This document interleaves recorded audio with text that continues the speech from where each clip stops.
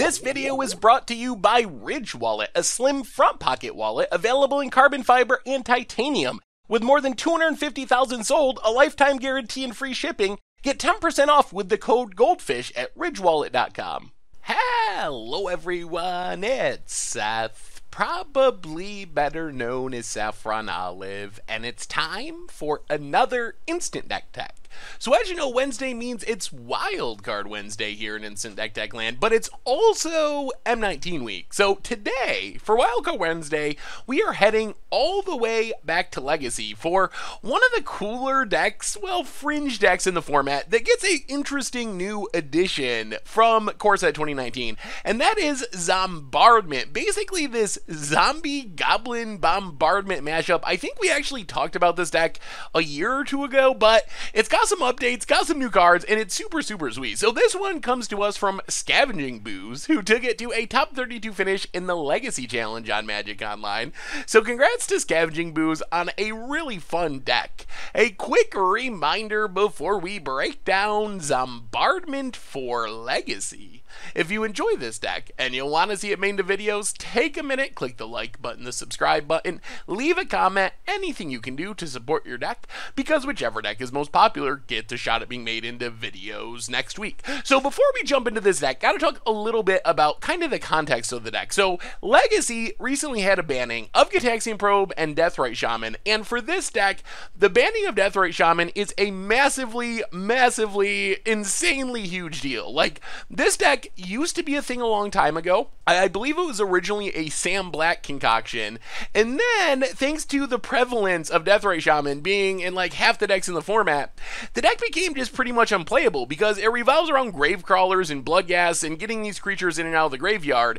And in a world where like half the decks in the format can just eat your grave crawler or bloodghast, with a Deathrite Shaman you just can't really play Zombardment. However, with Deathrite Shaman gone, all of a sudden the deck has a possibility of being really good again. So anyway, let's talk about the deck, starting with the big new addition, and that is Stitcher's Supplier. So Stitcher's Supplier is like the perfect enabler for this deck for two reasons. First off, the deck wants things in the graveyard. The whole idea of the deck is to mill over things like Gravecrawler, things like Bloodghast, and Faithless Lootings, and Lingering Souls, and Cabal Therapies. There's so many things that want to be in the graveyard. So Stitcher's Supplier comes down, mills 3 cards, and then we can even sacrifice it to mill 3 more.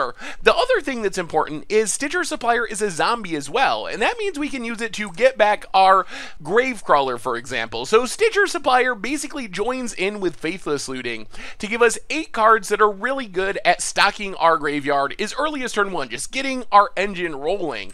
And then what are we doing with Stitcher Supplier? So our main kind of like combo pieces are Gravecrawler and Bloodghast. So in some ways, we can just be this weird aggro deck if we're playing against a slower controlling deck.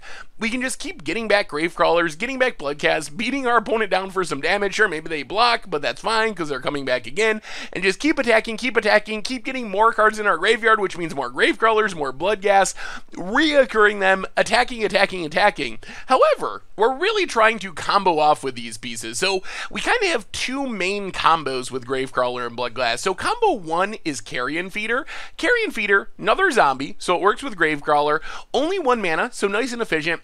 The deal is you can sacrifice a creature to put a +1/+1 counter on it. So the idea is, let's say we have a few mana, we have a Gravecrawler, we had a Carrion Feeder, we can just keep sacking Gravecrawler to get a counter on Carrion Feeder, recasting Gravecrawler for 1 mana, do it again, maybe we sack a Bloodghast and get it back by making a land drop or a fetch land for 2 land drops, and grow our Carrion Feeder into just this massive threat, 6 power, 8 power, 10 power, to just smash in and kill our opponent really quickly. Sure, it can't block, but that's fine. We're not interested in blocking, we're interested in killing our opponent.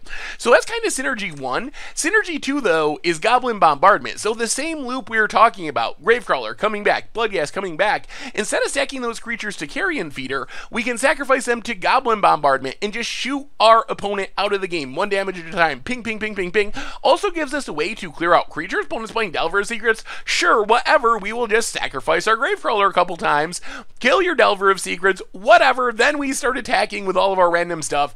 So that's the main plan of the deck. Play these efficient recursive creatures, gain tons of value by sacking them to Carrion Feeder to grow it into a huge threat, sacking them to Goblin Bombardment to keep the board clear, eventually go at our opponent's face, and use these tiny synergies, +1/+1 counters, 1 damage at a time, to add up into the match win eventually. So otherwise, we have Bitter Blossom and Lingering Souls as kind of backup token producers. So these are ways we can get a bunch of bodies on the battlefield. They're flying, so we can get in for damage, and then eventually we can sack them to our Goblin Bombardment, throw them at our opponent's face to win the game. Lingering Souls also works well with our Stitcher, Supplier, and Faithless Looting, since we can mill it over, discard it, flash it back for just 2 mana.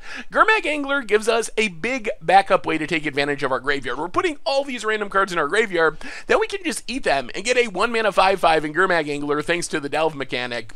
Otherwise, Thoughtseize, Cabal Therapy to tear apart our opponent's hand. Thoughtseize is pretty straightforward. Cabal Therapy is nice because it's like a Thoughtseize-esque effect that we can mill or discard and then pay by sacrificing a Bloodghast, sacrificing a Gravecrawler, a creature that's coming back from the graveyard anyway, so sacrificing isn't really a downside for our deck. Mana base, Undiscovered Paradise, only a 2-of, but it's pretty spicy with our Bloodghast. Basically, you play it, you can add a mana of any color, then at the beginning of your next untapped phase, you gotta bounce it back to your hand.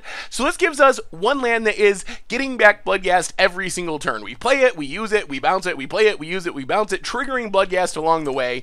Then we have a bunch of fetch lands. Fetch lands, very important to the deck because of Bloodghast. We want as many lands that equal 2 lands for Bloodghast as possible, plus it's thinning our deck, getting us more action. A few original duels. Unfortunately, the deck is like $1,900 or something, but seriously, more than half of that is 3 copies of Badlands, 2 copies of Scrublands. So if you want a discount budget version, consider using the Shocklands. Not ideal, but you can build the rest of the deck fairly inexpensively if you substitute those 5 original dual lands. 3 swamps, play around Blood Moon, whatnot. In the sideboard, Diabolic Edict gives us some removal. Zealous Persecution kind of helps us win like the Lingering Souls token war. We kill our opponent's X1s, pump all our random Lingering Souls tokens, get in a big attack for damage. Pithing Needle, Wear Tear, more removal type effects. Tidehollow Sculler is a zombie, also gives us another way to attack our opponent's hand. Surgical Extraction for graveyard and combo.